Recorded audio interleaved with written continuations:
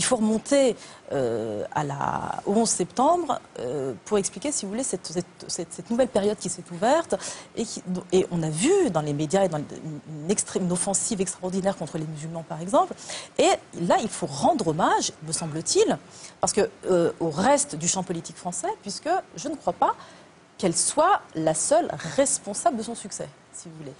Je crois, il me semble, que l'ensemble du champ politique français, alors la droite, le Parti socialiste, une partie du Parti communiste, se plaisent à faire campagne pour Marine Le Pen, notamment depuis le 11 septembre, puisque l'islamophobie est devenue, si vous voulez, un espèce de racisme respectable. Tout le monde est islamophobe de manière la plus décomplexée possible.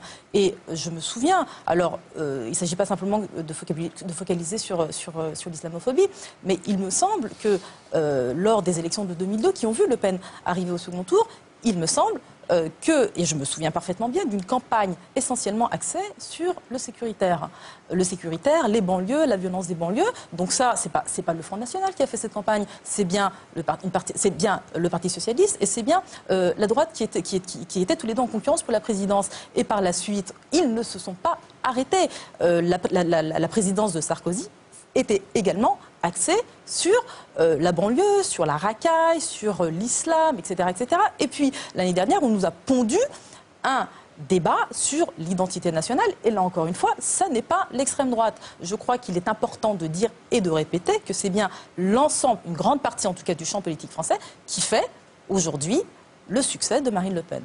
Emmanuel Todd. Oui, c'est compliqué parce qu'il y avait des éléments explicatifs là sur lesquels tout le monde serait d'accord, en fait.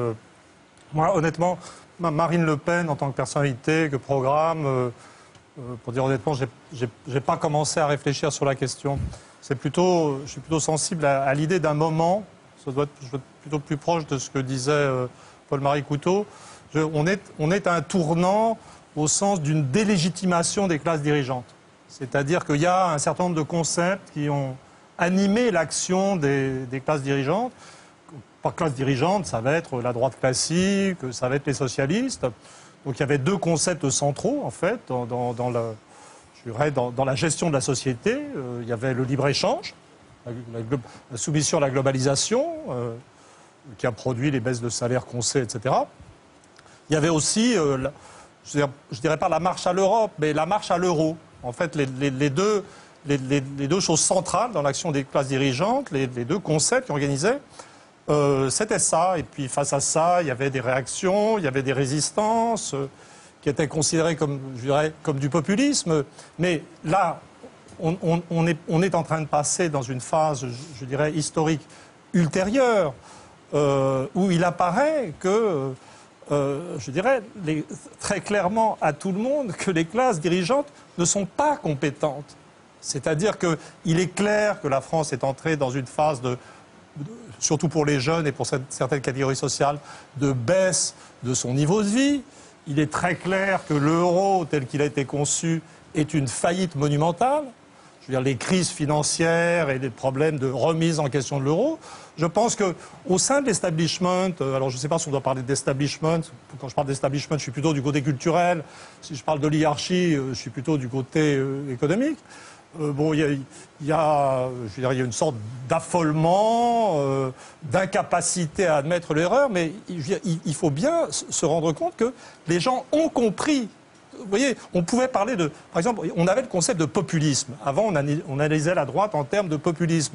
Mais le concept de populisme, qu'est-ce que c'est? Si on dit qu'il y a des politiciens, démagogues qui agitent de viles passions populaires, mais que en eux, ils savent, ils peuvent gouverner raisonnablement. Donc on est en train dans un monde où les gens savent que les classes dirigeantes ne sont pas raisonnables. Et donc, en un certain sens, tout est possible.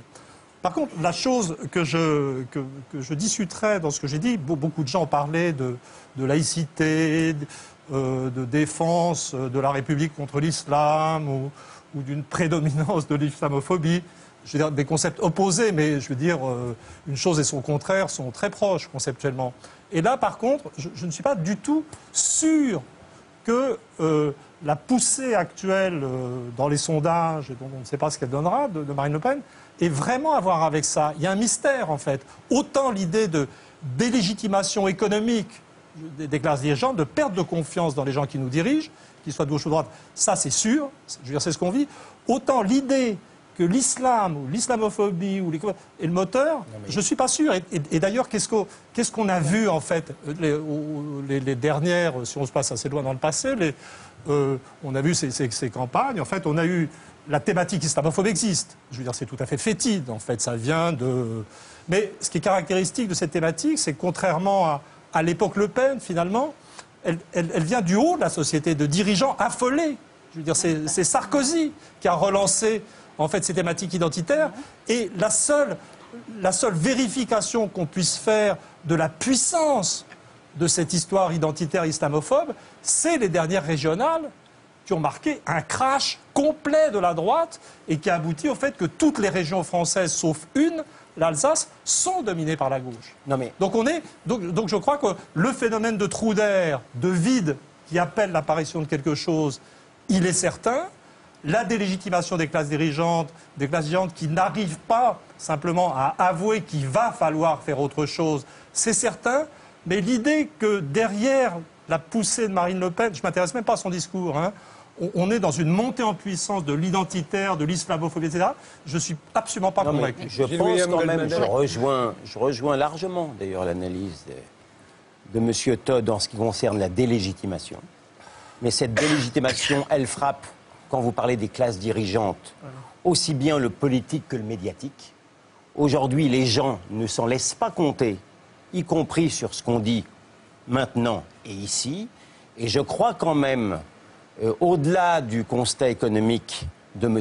Todd, et indépendamment du débat sur l'islam, l'islamophobie ou l'islamophilie, que la manière dont largement les classes politiques, la classe politique et la classe médiatique, n'ont pas voulu réfléchir sereinement, mais lucidement, sur les concepts tout simples d'État-nation, de frontières et de régulation des flux est essentiel pour expliquer la personne qui grimpe. Oui, je voulais dire qu'il y avait une phrase de Marine Le Pen qui était intéressante. Elle disait qu'on a déporté le peuple de France de son pays. Et je crois que c'est un élément fondamental qui explique sa montée.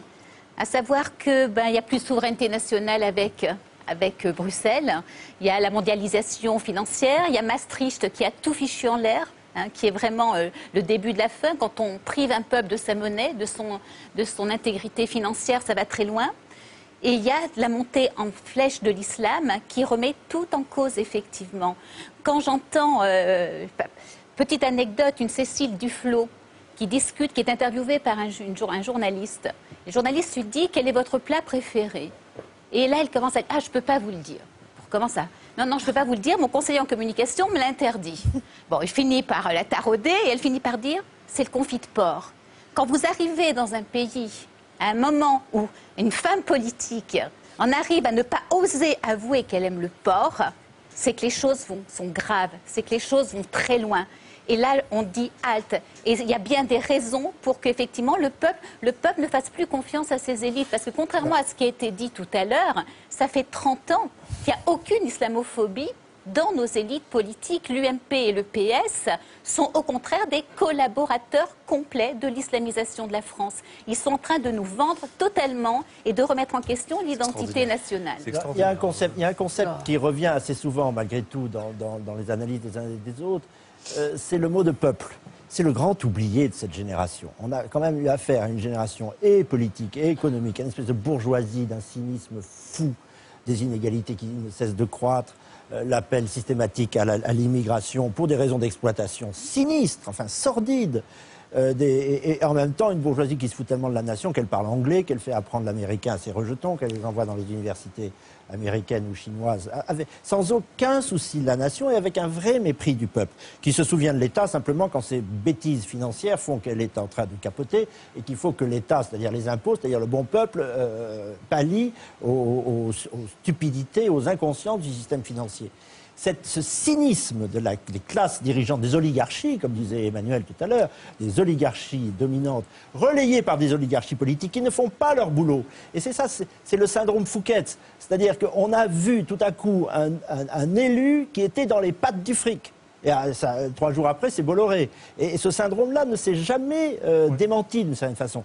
Donc il y a une espèce de connivence entre toutes les oligarchies, avec un politique qui ne joue pas son rôle pour contrer ce que j'appellerais une bourgeoisie cynique. Enfin, je ne veux pas l'accabler non plus. Mais enfin, elle est d'un mépris du peuple tel que le peuple a été complètement largué, quel que soit culinaire ou la langue, quels que soient ses attachements, son territoire, ses intérêts. Il a été complètement largué, oublié. C'est le grand oublié de cette génération. D'ailleurs, il y a eu un symptôme stupéfiant. C'est le nom... à la Constitution Giscard de 2005, il a reçu, ce pauvre peuple, une baffe dans la tête avec, 2 ans après, le traité de Lisbonne qui fait comme s'il avait dit oui. Enfin, il n'existe plus. Et en même temps, ceux qui l'exploitent, ceux qui le dominent par tous les moyens possibles, intellectuels, culturels, politiques, économiques, arrivent à vous expliquer que ceux qui s'opposent à eux sont antidémocrates et qu'eux sont les parangons, alors qu'ils se foutent du peuple, de la démocratie. À un moment ou à un autre, il faut que le couvercle explose. C'est exactement ce qui arrive. Vous trois avez insisté sur le mot nation, ou en tout cas le sentiment national. Alors est-ce qu'effectivement, sur l'État-nation... Oui, non, mais moi je ne crois pas, franchement, je ne crois pas à cette histoire islamophobie. Il y a eu un candidat véritablement islamophobe ces dernières années, c'était De Villiers, il a fait un flop. Je crois plus profondément et plus psychologiquement que ce qui a agacé les gens en profondeur, c'était la préférence pour l'autre, cette dilection pour l'altérité. Ce que vous appelez la xénophilie. La xénophilie. On aime l'étranger. Je pense que les gens ne sont pas xénophobes, mais ils n'acceptent pas non plus la xénophilie. Tout tolérer parce qu'il est l'autre. Il y a aussi peu de raisons de détester l'autre parce qu'il est l'autre que de préférer l'autre parce qu'il est l'autre. Est-ce que je peux, ça, on est d'accord. Oui. Il me semble que là, on est dans un monde, on est tous plus ou moins pas des idéologues, mais on est dans l'interprétation des données à un niveau conceptuel qui se veut, enfin, pas toujours élevé dans votre cas avec vos saucissons, là, voilà, mais disons, je veux dire, où les choses me semblent très, exagérées et hystérisées. C'est-à-dire, on parle, on fait parler le peuple, les passions populaires, on fait comme si ce monde qui a été martyrisé économiquement, et de toute façon, quand on parle uniquement des milieux populaires, on est en retard. Hein. Actuellement, la question, c'est les classes moyennes. Bien sûr. C'est plus juste. C'est le sujet de l'émission d'hier. Mais quand on suppose. C'est tout un. Et le problème. Alors, Dieu sait, je pense qu'on se connaît depuis longtemps et donc, vous pouvez témoigner que j'ai sans doute été l'un des premiers intellectuels à remettre dans mes livres la nécessité de l'idée de nation. Je crois que mon bouquin L'illusion économique se terminait même par le mot nation.